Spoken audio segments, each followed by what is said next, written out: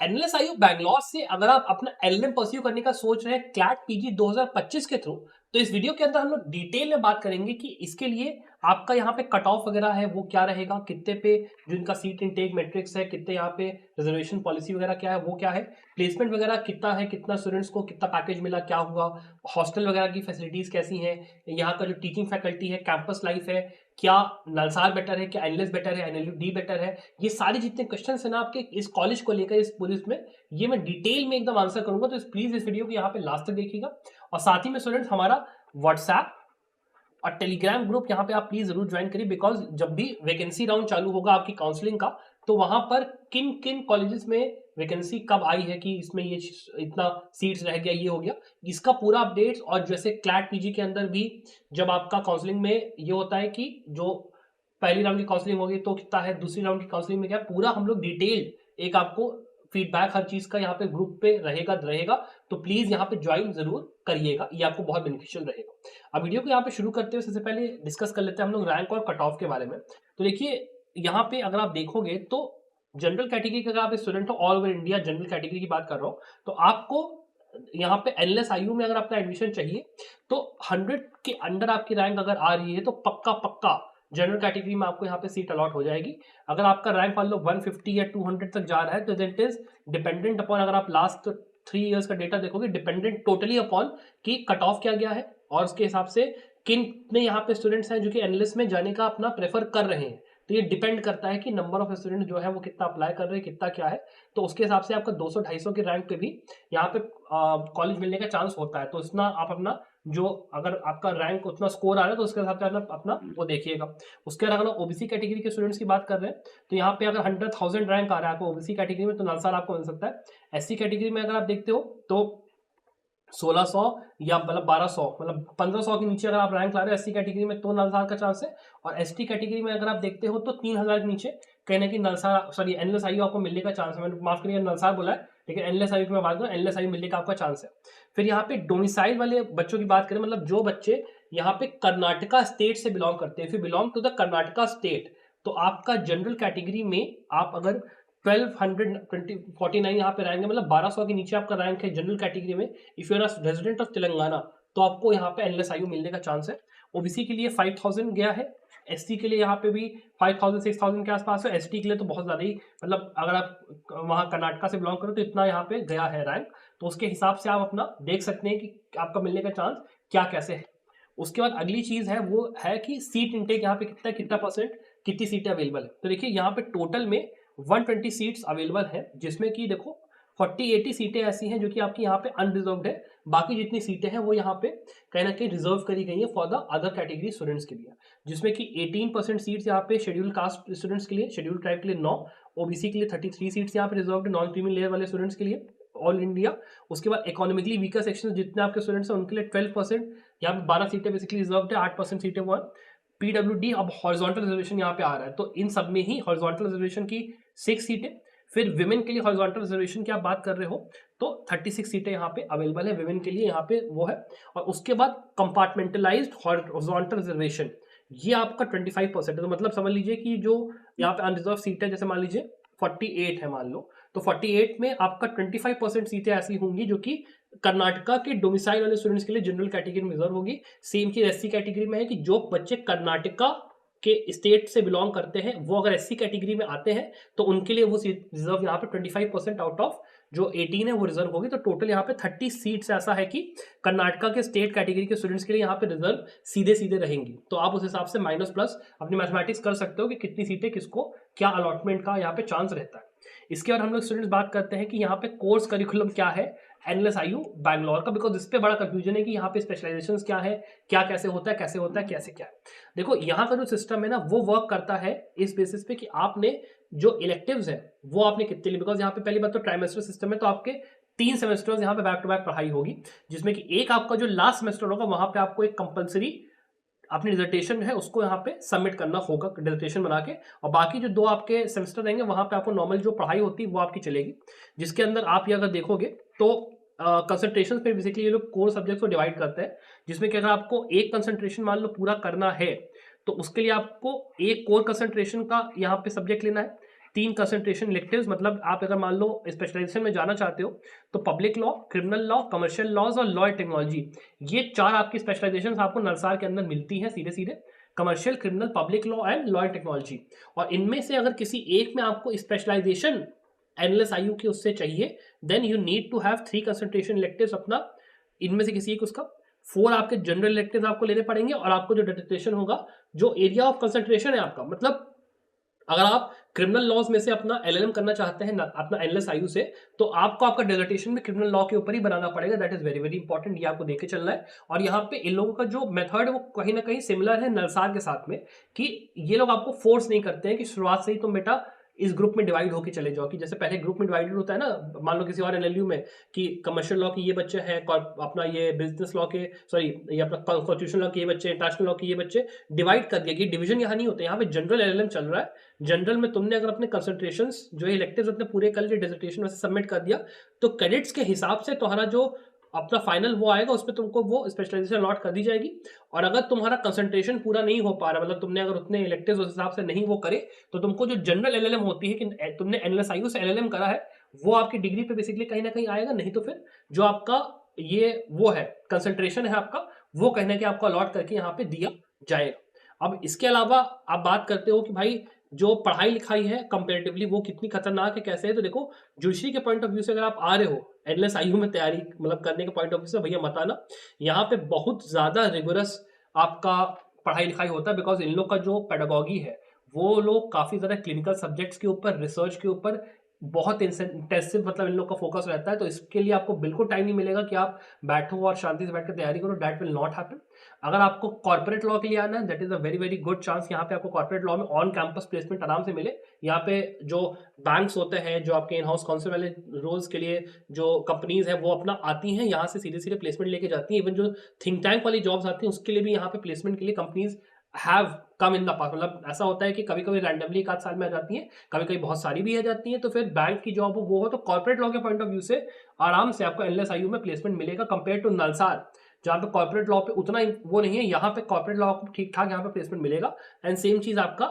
उसके साथ भी टीचिंग वाली जॉब्स के साथ भी, टीचिंग वाली जॉब्स में भी आपका निम्स हो गया या आपका एमिटी हो गया, और आपके बाकी जितने अच्छे अच्छे कॉलेज आपके इंडिया के हैं वो सारे के सारे यहाँ से प्लेसमेंट, सिम्बाइसिस वगैरह भी यहाँ से प्लेसमेंट लेना अपना सीधे सीधे आते हैं एनएलएसआईयू बैंगलोर से। और प्लस कंपेयर टू मतलब इसमें आप अगर नलसार से कंपेयर करोगे तो एनएलएसआईयू का जो कैंपस है वो आपका सिटी सेंटर में पड़ता है, जिसकी वजह से यहाँ पर जो आपका एक कनेक्टिविटी होती है ना वो बहुत अच्छी है। कहीं ना कहीं आराम से चीजें होना, और आपको मान लो इंटर्नशिप करनी है, कुछ भी करना है, वो आपको आराम से चीजें होने में इजी आपको कहीं ना कहीं पड़ता है। फिर हम लोग बात करते हैं देखो भाई फीस स्ट्रक्चर को, तो फीस स्ट्रक्चर के पॉइंट ऑफ व्यू से सीधे सीधे बोल रहा हूँ, मत आना नलसार। अगर आपको फीस जनरल कैटेगरी के लिए 4,55,000 और 4,50,000 SC ST कैटेगरी के लिए लग रही है, तो भैया मत ही आओ, आप इस सेशन नलसार चले जाइए। वहाँ की फीस भी कम है थोड़ा, और आपको अगर मान लो अकेडमिक्स में जाने का मन है तो वहाँ का थोड़ा सा बेटर मैं कहूँगा माहौल है कंपेयर टू एनएलएस। यहाँ पे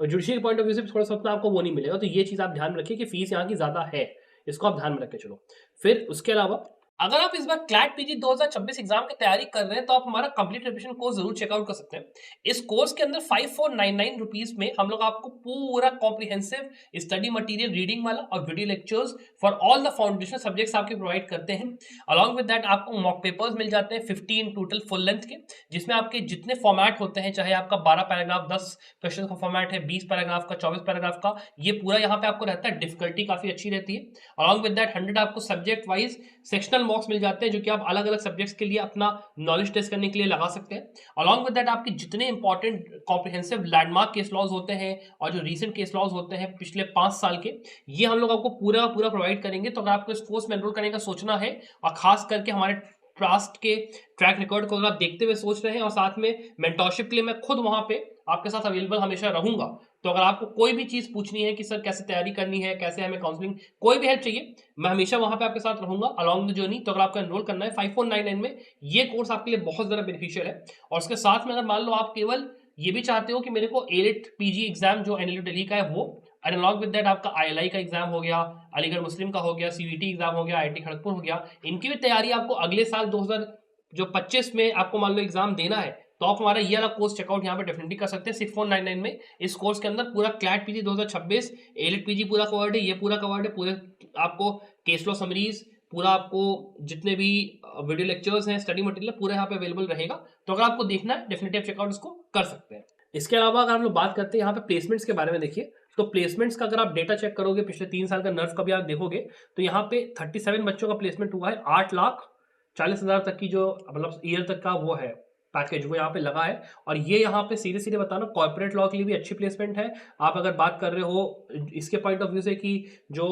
आपका एकेडमिक्स वाली प्लेसमेंट है वो भी बहुत टॉप क्लास है, एनएलएसआईयू का मतलब वन ऑफ द बेस्ट है इंडिया में। इससे अच्छा प्लेसमेंट और रिकॉर्ड किसी और कॉलेज का है ही नहीं inside India when it comes to academic placement, when it comes to corporate law placement, when it comes to any other thing. तुमको रिसर्च में भी जाना, थिंक टैंक की जॉब्स भी चाहिए, ऑफ कैंपस अगर आप चले जाओगे वहां पे आपको आराम से एनएलएसआईयू का नाम लेकर बहुत प्यार से जॉब मिल जाएगी, कोई दिक्कत आपको नहीं होगी। एलएम करके अगर आप एनएलएस और नलसार आ रहे हो तो ऑब्वियस सी बात है आपको जॉब तो पक्का पक्का मिलेगी, कोई ऐसी दिक्कत नहीं है। ऑन कैंपस नहीं मिलेगी तो ऑफ कैंपस पक्का पक्का मिलेगा यहाँ पे। और इसके बाद अगर हम लोग बात करते हैं यहाँ पे